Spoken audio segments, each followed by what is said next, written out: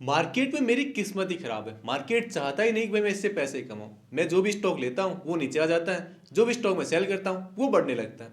ये वो बहुत ही कॉमन सी बातें हैं जो कि आपने अपने फ्रेंड सर्कल में अपने आसपास के लोगों से आप बहुत बना कि फ्रिक्वेंट बेसिस पर सुनते होंगे। मैं तो पर्सनली बहुत सुनता हूँ भाई। मेरा एक फ्रेंड तो यहाँ तक भी कहता है कि अगर किसी स्टॉक को गिराना हो ना तो मुझे बता देना, उसकी स्टॉक प्राइस नीचे लाना हो तो बस मुझे बता देना, मैं उसमें बाइंग कर लूंगा और स्टॉक प्राइस अपने आप नीचे आ जाएगा।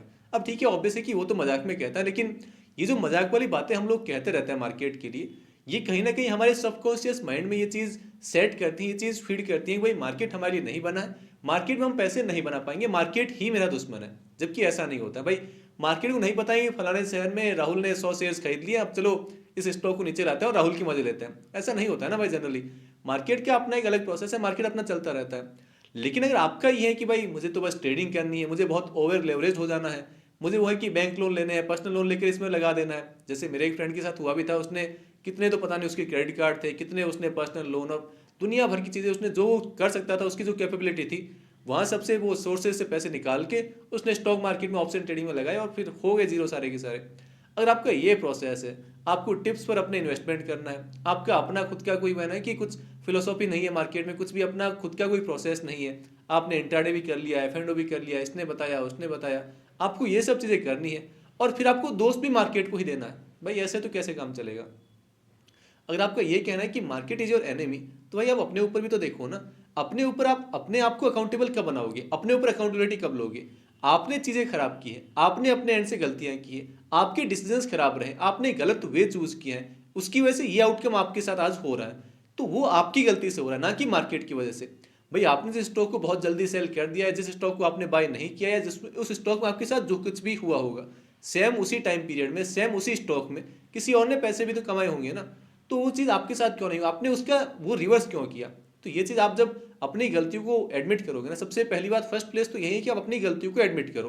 भाई लोगों का ईगो इतना बड़ा होता है, उन्हें पहली बात तो ये पता भी नहीं होता कि वो गलती कर रहे हैं। अगर पता है गलती कर रहे हैं, लेकिन फिर भी उन मिस्टेक्स को एडमिट नहीं करना है। और जब तक आप मिस्टेक्स को एडमिट नहीं करोगे, तब तक वो है ना कि उनमें सुधार करने का तो आप भूल ही जाओ। भाई जब आपको ये मानना ही नहीं कि मैंने कुछ गलती की है, तब उसमें सुधार कहाँ से कर लोगे। पहले आपको अपनी मिस्टेक्स को एडमिट करना है। भाई अगर मैंने इस स्टॉक को बहुत जल्दी सेल कर दिया तो ऐसे क्या रीजंस रहे, मुझे ऐसे क्या ट्रिगर्स मिले कि मैंने सेल कर दिया। या फिर अगर मैं बस बस वो है ना कि टिप्स पर ही इन्वेस्टमेंट कर रहा हूँ, बस ट्रेडिंग ही किए जा रहा हूँ, बस वो है कि आज इंट्राडे आज एफ, तो वहाँ से तो वैसे भी कुछ नहीं होना। आप चाहे सारी जिंदगी मार्केट को दोस्त दिए जाओ, बनना कुछ भी नहीं है।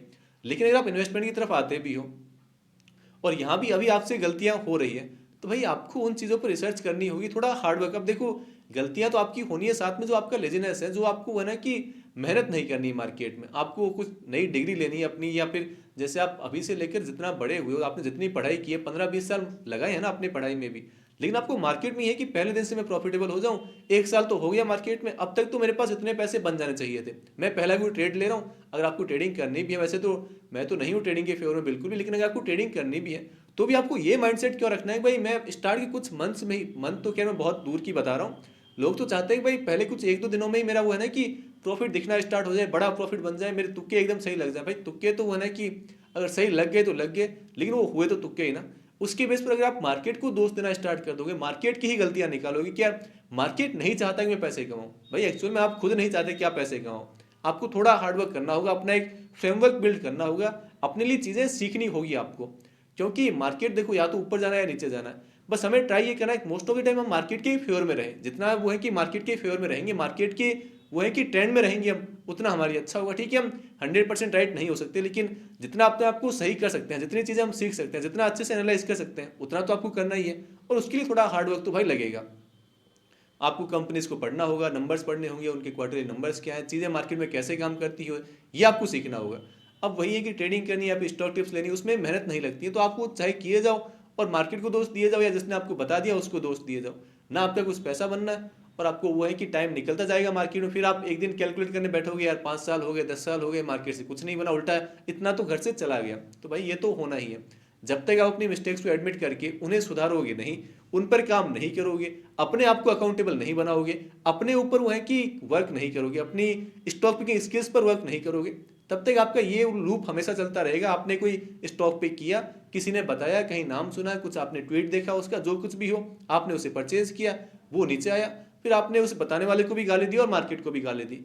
तो ये लूप अगर आपको तोड़ना है तो भाई अपने ऊपर काम करना स्टार्ट करो, अपनी एक प्रोसेस को बिल्ड करना स्टार्ट करो, अपना एक फ्रेमवर्क बनाओ और उसको एक्चुअली में वो है ना कि अच्छे तरीके से फॉलो करते जाओ, ताकि वो चीज़ वो है ना कि आप उसे लॉन्ग टर्म सस्टेन भी कर पाओ और वो आपके लिए अच्छे रिवॉर्डिंग भी हो। तो बस यही था आज के इस वीडियो में।